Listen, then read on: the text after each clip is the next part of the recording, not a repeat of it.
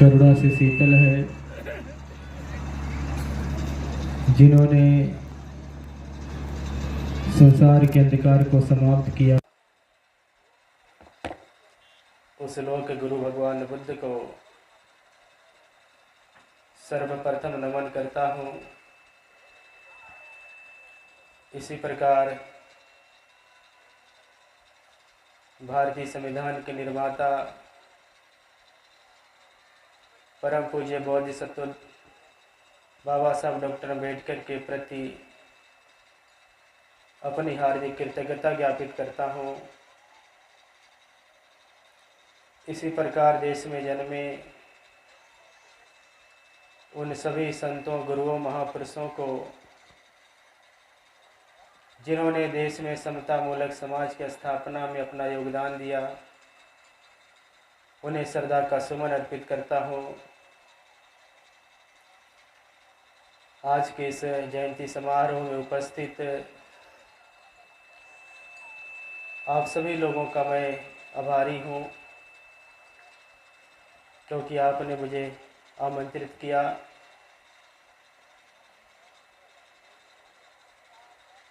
बाबा साहब की जयंती है। बाबा साहब की इस जन्म उत्सव का आप सभी लोगों को बधाई भी देता हूँ।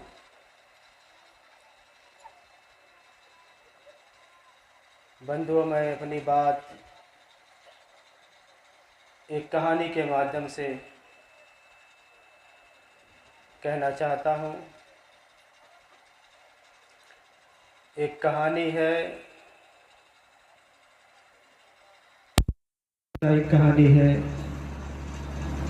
बहुत सालों से कही जा रही है। मैं अक्सर मंचों से कहता रहता हूँ। आज उसी कहानी को आपको बताने का प्रयास करूँगा। कहानी एक जंगल की है। एक जंगल बहुत पुराना था, हजारों साल पुराना जंगल। हजारों सालों से वो जंगल में रहने वाले पशु पक्षियों को जीवन दे रहा है। बहुत सारे पशु पक्षी उस जंगल में रहते हैं, निवास करते हैं। जब भी उन्हें भूख लगती है, जंगल का फल खाते हैं। जब भी उन्हें धूप लगती है, जंगल उन्हें बचाता है। जब भी ठंड लगती है, जंगल उन्हें बचाता है। जब भी बरसात से दिक्कतें होती, जंगल उन्हें बचाता है। हजारों साल से जंगल हजारों पशु पक्षियों की रक्षा कर रहा है। जंगल न केवल पशु पक्षियों की रक्षा करता है, बल्कि उस जंगल से बहुत सारे मनुष्य अपना जीविकोपार्जन करते हैं। उस जंगल की लकड़ी बेच करके, जंगल का फल खा करके जीवित रहते हैं। अक्सर जीवन में सुख दुख आता है। एक बार जंगल के जीवन में भी दुख आया। किन्हीं कारणों से जंगल में आग लग गई। जब जंगल में आग लगी, जंगल जलने लगा,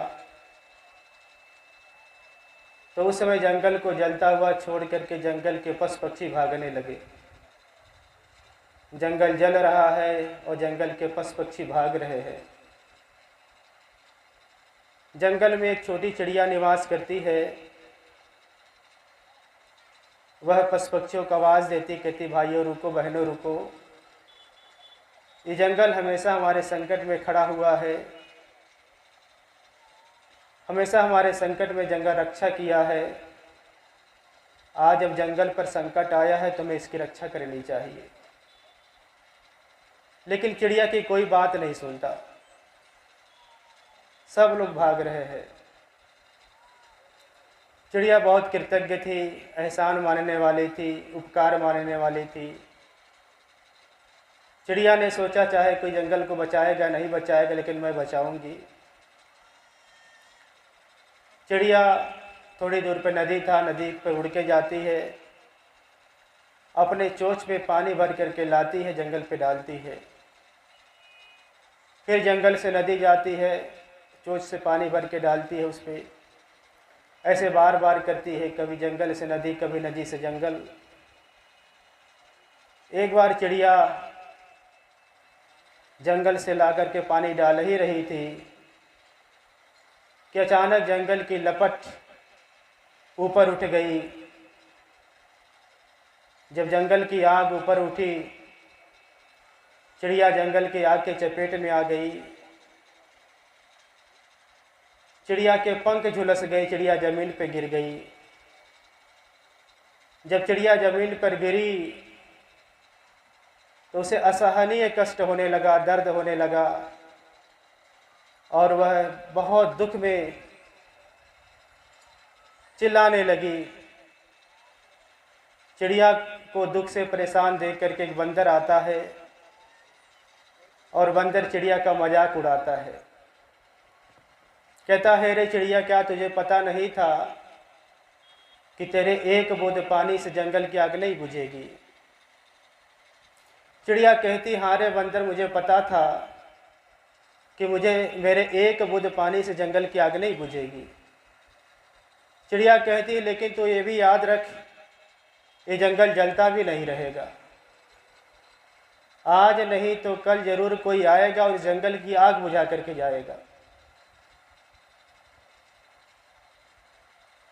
चिड़िया कहती है, बंदर, मेरी बात याद रखो,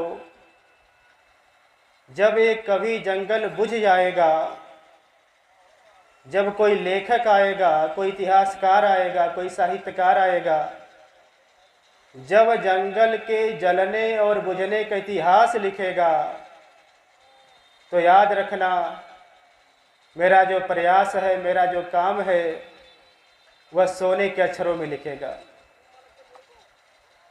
लेकिन तुम और तुम जैसे लोग जो जंगल से पूरा लाभ लिए और जब जंगल पे संकट आया, जंगल को छोड़ता हुआ भाग रहे हैं, तो सोचो तुम्हारा नाम कहाँ लिखा जाएगा। चिड़िया की बात सुनकर के एक हाथी दौड़ता आता है। कहता, बहन जरा फिर से बताओ, बात क्या है? चिड़िया कहती कि बहन ने जंगल बहुत उपकार किया है, हजारों सालों से उपकार कर रहा है, और आज जब जंगल पर संकट आया है तो जंगल को लोग जलता हुआ छोड़ करके भाग रहे हैं। हाथी कहती, बहन चिंता मत करो, इस आग को बुझाने के अभियान में, आंदोलन में अब तुम अकेले नहीं हो, हम भी तुम्हारे साथ हैं। हाथी आवाज लगाती है, जंगल के सारे हाथी इकट्ठे हो जाते हैं, आपस में बातचीत करते हैं। सारे हाथी नदी पे दौड़ जाते हैं, अपने सूंडों में पानी ला करके नदी पे डालने लगते, जंगल पे डालने लगते हैं। कुछ घंटों के प्रयास के बाद जंगल की आग बुझ जाती है, जंगल बच जाता है। बंधुओं, कहानी कहने का उद्देश्य मेरा ये है कि आज हम जिनकी जयंती मना रहे हैं, परम पूज्य बोधिसत्व बाबा साहब डॉक्टर अम्बेडकर ने हम सभी के लिए बहुत सुंदर सा उपवन लगाया है, बहुत सुंदर सा बागीचा लगाया है। अपने बागीचों में बहुत तरह के पेड़ लगाए हैं बाबा साहब ने। उन पेड़ों के बारे में बहुत लंबे से बात की जा सकती है, लेकिन बहुत लंबे से बात नहीं करूंगा। दो चार पेड़ों की कहानी आपको बताऊंगा, बात बताऊंगा। बाबा साहब ने अपने जंगल में, अपने उपवन में शिक्षा का वृक्ष लगाया। कहा, हजारों सालों से हमारा समाज अशिक्षित है, अशिक्षित होना ही उनके दुख का कारण है। तो बाबा साहब ने एक नारा दिया, कहा शिक्षित बनो। और शिक्षित करने के लिए उन्होंने पीपुल्स एजुकेशन सोसाइटी की स्थापना करी, जिसके माध्यम से जब तक जीवित रहे देश में स्कूल कॉलेज बनाते रहे। बाबा साहब के उस शिक्षा का अधिकार लोगों ने समझा, लोग पढ़े लिखे, आगे बढ़ने लगे। ये बात यहाँ के मनुवादी व्यवस्था के लोगों को पसंद नहीं आई। उन लोगों ने शिक्षा का निजीकरण करना शुरू कर दिया। बहुत बड़े बड़े स्कूल, कॉलेज, यूनिवर्सिटी बनने लगी, प्राइवेट यूनिवर्सिटी, स्कूल, कॉलेज बनने लगे। जो सरकारी संस्थान है, चाहे वह प्राइमरी हो चाहे इंटर कॉलेज हो, स्थिति उसकी ऐसी हो गई है, सरकार उसे बंद भी नहीं करती है, सरकार उसे चलने भी नहीं देती है, न उसे मरने देती है, न उसे जीवित रखती है। प्राइवेट स्कूलों के फीस इतने ज़्यादा महंगे हैं, बहुजन समाज के बच्चे उसमें एडमिशन नहीं ले सकते हैं। बहुत बड़ी संख्या में लोग शिक्षा से वंचित हो रहे हैं। शिक्षा पर एक सर्वे है, हाई स्कूल तक जाते जाते दलित समाज के लगभग 50% बच्चे पढ़ाई छोड़ देते हैं। इंटर तक जाते जाते इनकी संख्या 75% हो जाती है। उच्च शिक्षा में जाते जाते कुछ ही % बचते हैं और कंपटीशनों में इनकी कोई संख्या ही नहीं है। तो देश में शिक्षा के वृक्ष में आग लगाया गया और जिन लोगों ने शिक्षा से लाभ लिया, जब शिक्षा के पेड़ में आग लगी हुई है तो लोग उसको जलता हुआ छोड़ करके भाग रहे हैं। ये गंभीर चिंता का बात है। डॉक्टर बाबा साहब अम्बेडकर ने अपने उपवन में नौकरियों का वृक्ष लगाया। बहुत सारे लोग नौकरी में आए। बाबा साहब ने कहा पे बैक टू सोसाइटी, एक अपील की, आह्वान किया, कहा कि समाज में जा कर के आप जिस पद पे आ गए हैं, अपने जैसे लोगों को उस पद पे लेकर के आइए, पे बैक करिए। समाज के बहुत सारे लोग पे बैक कर रहे थे, लेकिन मनवादी व्यवस्था के लोगों ने नौकरियां समाप्त कर दी। नौकरियों का निजीकरण हो गया, विभागों के निजीकरण हो गए। जहां निजीकरण होता है वहां आरक्षण नहीं होता है, और हम लोगों को जो नौकरी मिलती है वह आरक्षण की वजह से मिलती है, प्रतिभा की वजह से नहीं मिलती है। तो नौकरी आज खत्म की जा रही हैं, और जो नौकरी में लोग हैं, जो बड़े बड़े पदों पे लोग हैं, कुछ बोलने को तैयार नहीं। चाहे आरक्षण का मामला हो, चाहे SC ST का मामला हो, देश में जो आंदोलन हुए हैं वो कर्मचारियों ने लड़े हैं। देश में कर्मचारी आंदोलन कर रहा है, देश में बहुजन समाज का जो अधिकारी है वो चुपचाप बैठा हुआ है। वो बोलने को तैयार नहीं, वो लिखने को तैयार नहीं है, वो कुछ कहने को तैयार नहीं है। और कई बार तो मैं कहता हूँ कि उत्तर प्रदेश में ही हजारों की संख्या में दलित IAS हैं, हजारों की संख्या में दलित IAPS है। मैं अगर आपसे पूछूं, बताइए 5 लोगों का नाम बता दीजिए, 5 IAS लोगों का नाम बताओ जिनको मरने के बाद याद रखा जाए, तो आप 5 लोग नाम बता सकते हैं क्या? अगर हम आपसे कहें कि 5 IPS लोगों का नाम बताइए जिनको मरने के बाद याद रखा जाए, तो क्या आप 5 IPS का नाम बता सकते हैं क्या? तो देश में जो नौकरियां थी उसमें आग लगा दी गई, और ये समाज कुछ बोलने को तैयार नहीं है। बाबा साहब डॉक्टर अम्बेडकर ने अपने उपवन में राजनीति का वृक्ष लगाया और कहा कि तुम अपने घर के दीवारों पे जाकर लिखो, तुम इस देश के शासक हो। मानवर बाबा साहब डॉक्टर अम्बेडकर के राजनीतिक चेतना के कारण मानवर कांशीराम साहब जैसे लोग तैयार हुए, और एक बड़ा राजनीतिक चेतना तैयार हुई, जिसके कारण उत्तर प्रदेश में 4-4 बार सरकारें बन गई। राजनीतिक चेतना बहुत तेज हुई, लेकिन बहुत सारे लोग, जो लोग उस आंदोलन से जुड़े हुए थे, मानवर कांशीराम साहब के आंदोलन से जुड़े हुए थे, उनके राजनीतिक आंदोलन से लाभ लिए थे, वो लोग उस आंदोलन को ही पीछे कर दिया। मानवर कांशीराम साहब का जो आंदोलन था, राजनीतिक आंदोलन था, उसका फल खाना था। उस पर फल लग रहे थे, सांसद रूपी फल लग रहे थे, विधायक रूपी फल लग रहे थे, मंत्री रूपी फल लग रहे थे, जिला पंचायत रूपी फल लग रहे थे, बहुत सारे फल लग रहे थे। इस समाज को फल खाना था और ये नादान समाज फल तोड़ने के लिए उसकी डालियां तोड़ डाली। लोग डाली तोड़ तोड़ करके फल खाते रहे। आज जो स्थिति है आपसे छिपा हुआ नहीं है और बहुत सारे लोग उसको अभी भी नुकसान पहुंचा रहे हैं। तो मानवर कांसी राम बाबा साहब का जो राजनीतिक उपवन था उसमें आग लगा दी गई। डॉक्टर बाबा साहब अम्बेडकर ने अपने उपवन में धर्म का वृक्ष लगाया। कहा कि जब धर्म आता है तो बड़ा सुख लेकर के आता है,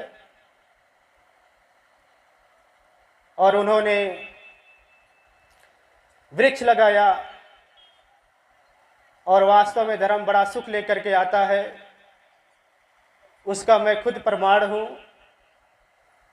मैं आप ही के गांव का रहने वाला हूँ, बगल का रहने वाला हूँ, और आप यहाँ जितने लोग बैठे हैं मैं बहुत दावे के साथ कह सकता हूँ जितना मैं सुखी हूँ शायद आप लोग उतना सुखी नहीं होंगे।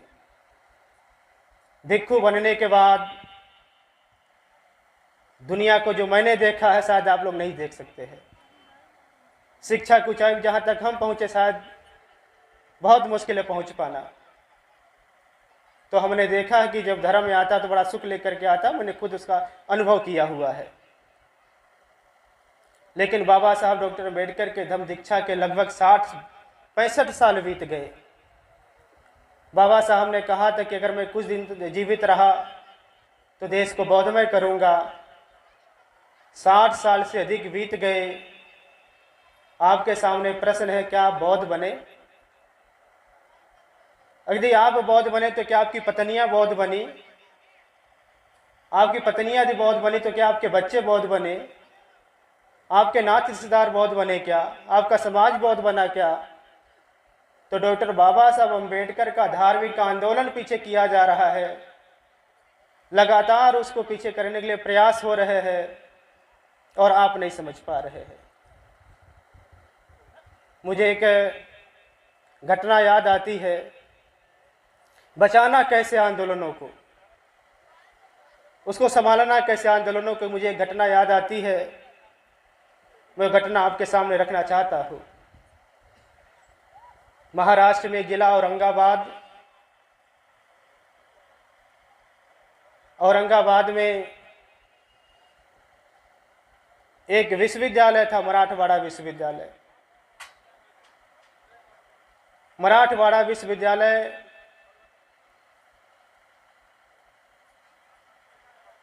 औरंगाबाद में था। औरंगाबाद बाबा साहब की कर्म भूमि है। महाराष्ट्र के लोग चाहते थे कि औरंगाबाद मराठवाड़ा विश्वविद्यालय का नाम बदल करके बाबा साहब के नाम से कर दिया जाए। महाराष्ट्र में बहुत सालों तक आंदोलन हुआ, सरकारें नहीं सुन रही थी। महाराष्ट्र के बुद्धिजीवी लोग बैठे, वो लोगों ने निर्णय लिया, कहा कि इस बार आंदोलन हम तब तक करेंगे जब तक विश्वविद्यालय का नाम नहीं बदल जाता है। बड़ी तैयारी करके बड़ा आंदोलन कर दिया लोगों ने। लाखों लोग महाराष्ट्र के सड़क पे आ गए। जब लाखों लोग महाराष्ट्र के सड़क पर आए तो महाराष्ट्र सरकार को उस आंदोलन को दबाने के लिए, उस आंदोलन को खत्म करने के लिए बाबा साहब के अनुयायियों पे गोली चलानी पड़ गई। जब महाराष्ट्र के धरती पर गोली चली तो बाबा साहब के बहुत सारे बच्चे मार दिए गए। जब बहुत सारे बच्चे मारे गए तो महाराष्ट्र के लोग और उग्र हो गए। उन लोगों ने कहा कि अब महाराष्ट्र के साथ साथ अपना आंदोलन दिल्ली लेकर के जाएंगे। अब दिल्ली के सड़कों पर भी आंदोलन करेंगे। महाराष्ट्र के लोग दिल्ली जा रहे थे। उसी आंदोलन में एक माता है, लगभग 70 साल उम्र है माता का। उनका पति मार दिया गया है। उनका एक ही बच्चा था 24-25 साल का। वो अपने बेटे से एक दिन कह रही बेटा मुझे दिल्ली जाना है। बेटा पूछता कि माँ तुझे दिल्ली क्यों जाना है? कहती देखो न, यहाँ पे गोली चली है, हमारे भाइयों ने सोचा है कि हम आंदोलन दिल्ली लेकर के जाएंगे और दिल्ली भी आंदोलन करेंगे, जब तक नाम नहीं बदलता तो दिल्ली में आंदोलन चलता रहेगा। कहती यदि तुम्हारा बाप जिंदा होता तो दिल्ली जाता। मैं सोचती हूँ तुम्हारा बाप तो है नहीं, बाबा साहब के मान सम्मान की बात है, तो हमारे घर से किसी न किसी को दिल्ली तो जाना ही चाहिए। तो मैं सोच रहा हूँ कि मुझे ही जाना चाहिए। उनका बहुत आज्ञाकारी बेटा कहता है कि माँ ऐसा करो, दिल्ली तुम मत जाओ, मुझे जाने दो, तुम्हारी उम्र बहुत ज़्यादा हो गई है, तुमको आने जाने में दिक्कत होगी, वहाँ कुछ दिक्कतें हो जाएगी, तुम मत जाओ, मुझे जाने दो। माता अपने बेटे से कह रही कि बेटा अभी तुम्हारी उम्र ही कितनी है, 24-25 साल तुम्हारी उम्र है, खेलने खाने की उम्र है, पढ़ने लिखने की उम्र है, तुम मत जाओ आंदोलन में, मुझे जाने दो। बेटा कहता है कि मुझे जाना है, माँ कहती मुझे जाना है। अंततः बेटे की जिद के सामने माँ को हार मानना पड़ता है। जब माँ देखती कि बेटा मानने वाला नहीं है तो माँ अपने बेटे से कहती कि बेटा ठीक है, यदि तू दिल्ली जाना चाहता तो जाओ, लेकिन मेरी एक बात याद रखना, हो सकता है महाराष्ट्र की तरह दिल्ली की अंधी बहरी सरकार भी डॉक्टर बाबा साहब अम्बेडकर के अनुयायियों पे गोली चलावे। यदि दिल्ली की अंधी बहरी सरकार डॉक्टर बाबा साहब अम्बेडकर के अनुयायियों पे गोली चलावे, यदि कोई गोली तुम्हारे सामने आवे तो तुम उसके सामने सीना कर देना, पीठ मत करना। कहती यदि तुम अपने सीने पे गोली खाने को तैयार हो तब दिल्ली जाओ, अगर नहीं तैयार हो तो दिल्ली मत जाओ। कभी कभी मैं सोचता हूँ जिस समाज में ऐसी माताएं रहेंगी तो डॉक्टर बाबा साहब अम्बेडकर का आंदोलन बढ़ने से कौन रोक लेगा। मुझे एक और घटना याद आती है। महाराष्ट्र की भूमि पर एक बहुत बड़े संत हुए, उनको गाड़गे बाबा कहा जाता है। गाड़गे बाबा धोबी समाज के थे, उनके लाखों अनुयायी गाड़गे बाबा को बाबा साहब बहुत मानते थे, बहुत सम्मान करते थे, और गाड़गे बाबा भी बाबा साहब को बहुत मानते थे। बाबा साहब अक्सर गाड़गे बाबा से मिलने जाया करते थे। एक दिन बाबा साहब कहीं से गुजर रहे थे, बाबा साहब के पास समय था, उनको लगा कि गाड़गे बाबा से मिल लेना चाहिए। गाड़गे बाबा से मिलने चले गए। गाड़गे बाबा अपने अनुयायियों को उपदेश कर रहे थे। उस समय उनका उपदेश सुनने के लिए प्रतिदिन लाखों की संख्या में लोग आते थे। जब बाबा साहब के अम्बेडकर के आने की सूचना उनके अनुयायियों ने, उनके सेवादारों ने गाड़गे बाबा को दिया तो गाड़गे बाबा ने कहा कि बाबा साहब को मंच पे बुला लो। बाबा साहब को मंच पे बुलाया गया। गाड़गे बाबा ने बाबा साहब को इशारों में अपने पास आने को कहा और अपने पास बैठ जाने को कहा। जब बाबा साहब गाड़गे बाबा के सामने बैठ गए, उनके पास बैठ गए, तो गाड़गे बाबा ने अपने अनुयायियों से कहा कि तुम लोगों ने भगवान को देखा है? उनके अनुयायी कहते नहीं देखा है। कहते तुम लोग भगवान को देखना चाहते हो? उनके अनुयायी दोनों हाथ उठाकर कहते हाँ, भगवान को देखना चाहते हैं। गाड़गे बाबा ने बाबा साहब के दाहिने हाथ को पकड़ा, उसे ऐसे आकाश में ऊपर किया, अपने अनुयायियों से कहा कि देखो तुम्हारा भगवान बैठा है। तो गाड़गे बाबा डॉक्टर बाबा साहब अम्बेडकर को भगवान मानते थे, हमारा भगवान मानते थे। आज उसी भगवान की जयंती मनाई जा रही है। बहुत उपकार है बाबा साहब डॉक्टर अम्बेडकर का, अनंत उपकार है। मुझे याद आता है बर्मा में विश्व बौद्ध सम्मेलन हो रहा था। डॉक्टर बाबा साहब अम्बेडकर उसमें सम्मिलित होने के लिए गए हुए थे। पूरे दुनिया के लोग आए थे, भारत से पंडित जवाहरलाल नेहरू, बाबा साहब डॉक्टर अम्बेडकर, राहुल संस्कृताएं, जगदीश काश्यप, आज बहुत सारे लोग गए हुए थे। जब सम्मेलन चल रहा था, बहुत सारे लोग, दूसरे देशों के राष्ट्राध्यक्ष इस बात पे चिंता व्यक्त करते थे, कहते थे देखो, जिस देश में बौद्ध धर्म शुरू हुआ, बौद्ध धर्म ने जन्म लिया, उसी देश में बौद्ध धर्म समाप्त हो गया। हर कोई इस बात को लेकर के चिंता व्यक्त कर रहा था। जब बाबा साहब डॉक्टर अम्बेडकर को बोलने का अवसर मिला, पहले तो बाबा साहब नहीं बोलना चाह रहे थे, पहले तो बहुत धीरे धीरे बोले, लेकिन जब बोले तो बहुत देर तक बोले। बाबा साहब ने उन चीन, जापान, कोरिया, थाईलैंड के राष्ट्राध्यक्षों के सामने कहा कि मैं मानता हूं कि मेरे देश में बौद्ध धर्म ने जन्म लिया और मेरे देश में बौद्ध धर्म समाप्त हो गया है। कहा कि लेकिन मैं आपको फिर भी बताना चाहता हूं, भारत में बौद्ध धर्म का जो वृक्ष है, उसके पत्ते सूखे हैं, उसकी टहनियाँ सूखे हैं, उसके कुछ डाले सूखे हैं, उसका जड़ अभी हरा भरा है। यदि उसके जड़ों में पानी डाला जाए तो पुनः वृक्ष के रूप में तैयार हो जाएगा। बाबा साहब ने उनके सामने कहा, विश्व बौद्ध सम्मेलन में कहा कि मैं भारत जाऊंगा और अपने लाखों अनुयायियों के साथ भारत में बौद्ध धर्म का जो वृक्ष सूख रहा है उस पर पानी डालकर हरा भरा करूंगा। डॉक्टर बाबा साहब अम्बेडकर वापस आए। 14 अक्टूबर 1956 को नागपुर की पावन धरती पर अपने लाखों अनुयायियों के साथ भारत में बुद्ध धर्म का जो वृक्ष सूख रहा था उसमें पानी डाल करके हरा भरा कर दिया। आज भारत में बौद्ध धर्म की जड़ें हरी भरी हो गई, उसका वृक्ष हरा भरा हो गया।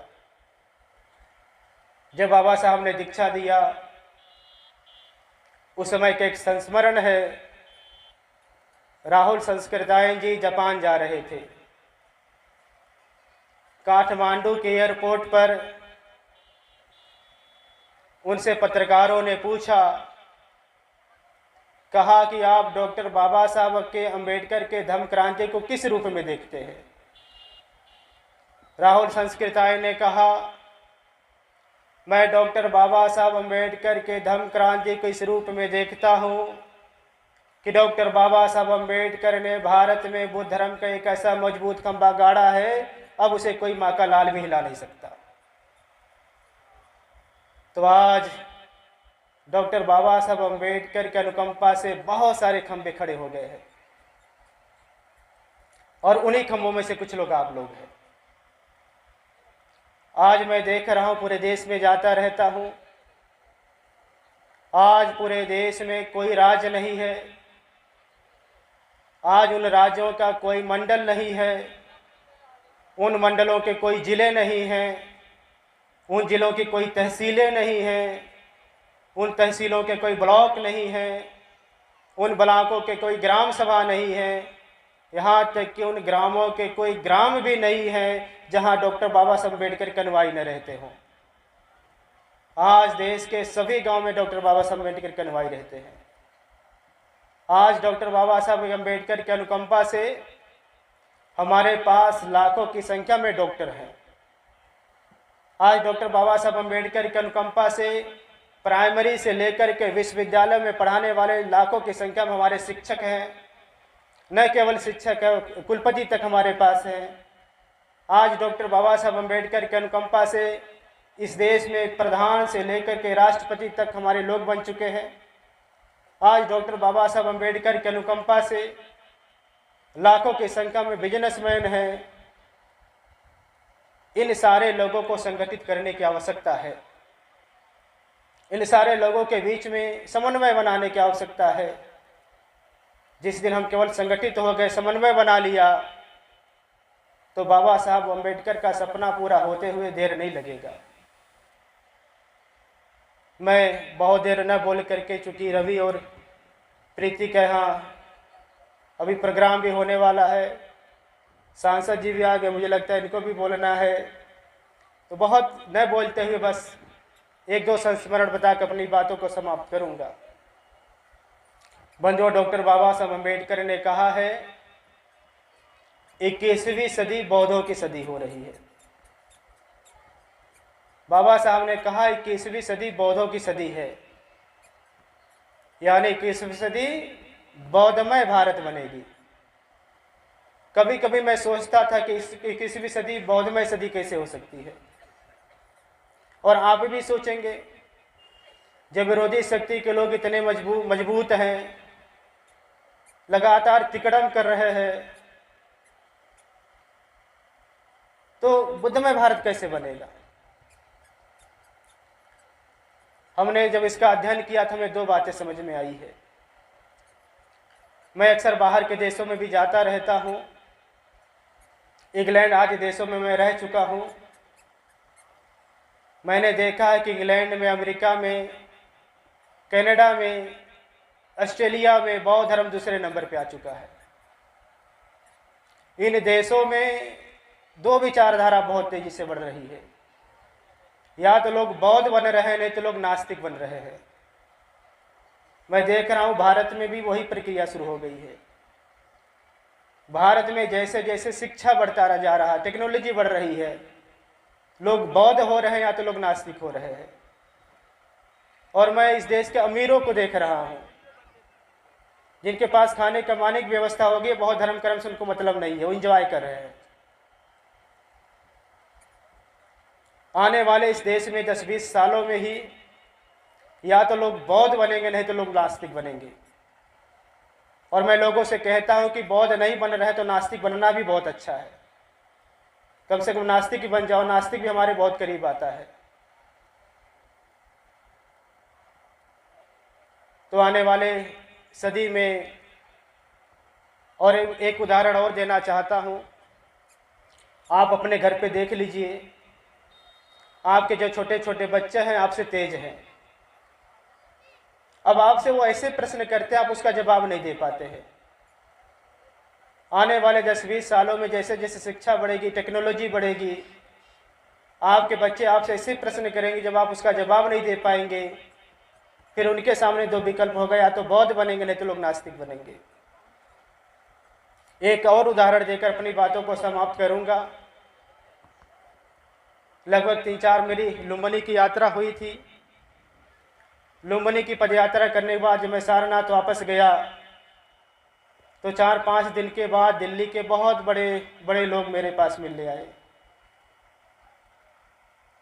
और मुझे पहले नहीं पता कि कौन लोग हैं। शायद उस समय हम नहीं मिलते, बाद में पता चला कि ये लोग कौन लोग हैं। बहुत बड़े संगठन के, देश का जो सबसे बड़ा संगठन, उसी संगठन से लोग थे। लोगों ने हमसे कहा कि भंते जी, हम लोग देश में एक संगठन बना रहे हैं और धर्म गुरुओं का संगठन बना रहे हैं। हम लोग चाह रहे हैं कि देश के विभिन्न धर्मों के धर्मगुरु संगठन में आवें और वह समाज को एक अच्छा संदेश दे। बातों बातों में हमने उनसे पूछा कि आपका उद्देश्य क्या है। कह रहे देश में कुछ चीज़ें अच्छी नहीं हो रही हैं, धर्मगुरुओं को समझाना चाहिए। तो हमने उनसे पूछा, ये बताइए, इस देश में जो अच्छा नहीं हो रहा है, जो बुरा हो रहा है, इस देश में बुरा काम करने वाले बौद्ध लोग हैं क्या? कहा नहीं, बौद्ध लोग नहीं हैं। तो हमने कहा फिर हमारी क्या जरूरत संगठन में आने की? जिस दिन हमारे बौद्ध लोग बुरा करेंगे, हम लोग उनको आकर समझाएंगे कि भैया हमारा धर्मशील समाधि वाला, ऐसा मत करो। अगर हमारे लोग बुरा नहीं करे तो हमारा आने की जरूरत क्या है? फिर हमने पूछा, ये बताइए, इस देश में ईसाई लोग गड़बड़ कर रहे हैं क्या? कहा कि नहीं, ईसाई लोग भी गड़बड़ नहीं कर रहे हैं। हमने कहा मुसलमान बुरा कर रहा है क्या? कहा कि नहीं, मुसलमान भी बुरा नहीं कर रहा, वो तो बहुत डरा हुआ है। वो तो इतना डरा हुआ कि बोलने को तैयार नहीं है। तो हमने कहा सिख बुरा कर रहा है क्या? कहा नहीं, सिख भी बुरा नहीं कर रहा है। हमने कहा जैन बुरा कर रहा है क्या? कहा जैन भी बुरा नहीं कर रहा है। हमने कहा फिर वो कौन लोग हैं जो बुरा कर रहे हैं? कहा कि भंते जी आप जिनका नाम नहीं ले रहे हैं वही लोग हैं। यानी इस देश में ब्राह्मणवाद के लोग, आरएसएस के लोग वही बुरा कर रहे हैं। उनका कहने का मतलब वही आग लगा रहे हैं देश में, वही सांप्रदायिकता बढ़ा रहे, वही जातिवाद बढ़ा रहे हैं इस देश में। और मैं जब कहीं कार्यक्रमों में जाता हूँ, एक बात बहुत हर मंचों पे कही जाती है कि बाबा साहब का संविधान खतरे में है, बाबा साहब का संविधान खतरे में, ख़त्म किया जा रहा है। अगर बाबा साहब का संविधान खतरे में है और आप बाबा साहब के अनुयायी हैं, तो मैं आपसे एक बात पूछना चाहता हूँ। यहाँ जितने लोग बैठे सब बाबा साहब के अनुयायी बैठे हैं न? आप सब लोग बाबा साहब के अनुयायी हैं न? मैं आपसे पूछना चाहता हूँ, आप लोगों के घरों में बाबा साहब का लिखा संविधान है क्या? कितने लोगों के घरों में संविधान है? हाथ उठाएं, हम जानना चाहते हैं। अच्छा, इतने लोगों के घरों में संविधान है। मेरा दूसरा प्रश्न है, जिनके जिनके घरों में संविधान, आपने संविधान पढ़ा है क्या? संविधान कितने लोगों ने पढ़ा? हाथ उठाएं। अच्छा, कितने लोगों को प्रस्तावना याद है? मैं खड़ा होकर के पूछूंगा अगर झूठ बोलेंगे आप। इसमें जो बैठे लोग, किसको भारतीय संविधान की प्रस्तावना याद है? 3 लाइन की प्रस्तावना है, किसको याद है? जरा हाथ उठाइए। और देखो, प्रस्तावना नहीं किसी को याद है। अब आप सोचिए, ये माट साहब को याद है। आप सोचिए, यहाँ इतने लोग बैठे हैं, आपके घर में भारतीय संविधान नहीं है, आपने भारतीय संविधान नहीं पढ़ा है, पढ़ते नहीं हैं, आपको प्रस्तावना तक नहीं याद है, तो बाबा साहब के संविधान को खतरा है कि नहीं है? और खतरा किससे है? आप ही लोगों से है ना, क्योंकि आपने इस गंभीरता से लिया संविधान को। और अगर संविधान को बचाना है तो नारा लगाने से, आंदोलन करने से संविधान नहीं बचने वाला है। अगर आप संविधान बचाना चाहते हैं तो संविधान लागू करने वाले लोगों को पैदा करिए। संविधान लागू करता है इस देश का ब्यूरोक्रेट, IAS IPS करता है। आप अपने बच्चों को IAS IPS बनाने का पूरी मतलब ताकत लगा दीजिए। अगर आपके बच्चे IAS IPS बनेंगे तब संविधान बचेगा। अगर आपके बच्चे IAS IPS नहीं बनते, संविधान नहीं बचने वाला, याद रखिएगा। अगर आप संविधान बचाना चाहते हैं तो इस देश का संविधान न्यायपालिका लागू करती है। आप अपने बच्चों को कानून की पढ़ाई पढ़ा रहे हैं कि नहीं पढ़ा रहे हैं? आपके बच्चे वकील बन रहे हैं कि नहीं बन रहे हैं? जज बन रहे हैं कि नहीं बन रहे हैं? अगर आपके बच्चे कानून की पढ़ाई नहीं करेंगे, वकील जज नहीं बनेंगे, तो बाबा साहब का संविधान खतरे में है। आपके बच्चे यदि पत्रकार नहीं बन रहे हैं, पत्रकार लागू करता संविधान को, उसकी योजनाओं को जन जन तक पहुंचाता है। आपको संविधान बचाना है तो बाबा साहब को, अपने बच्चों को पत्रकार बनाना पड़ेगा। और यदि आप बाबा साहब का संविधान बचाना ही चाहते हैं तो डॉक्टर बाबा साहब अम्बेडकर के अनुयायियों को इस देश के सांसद में भेजना पड़ेगा। इस देश की सांसद पार्लियामेंट कानून बनाती है, वो बनाती बिगाड़ती है संविधान को। तो आपके बच्चे सांसद बने, विधायक बने, इस देश में अम्बेडकरवादी लोग बने। और यदि आप संविधान बचाना चाहते हैं तो संविधान बचाने का सबसे अच्छा तरीका, एक और बहुत सरल तरीका है।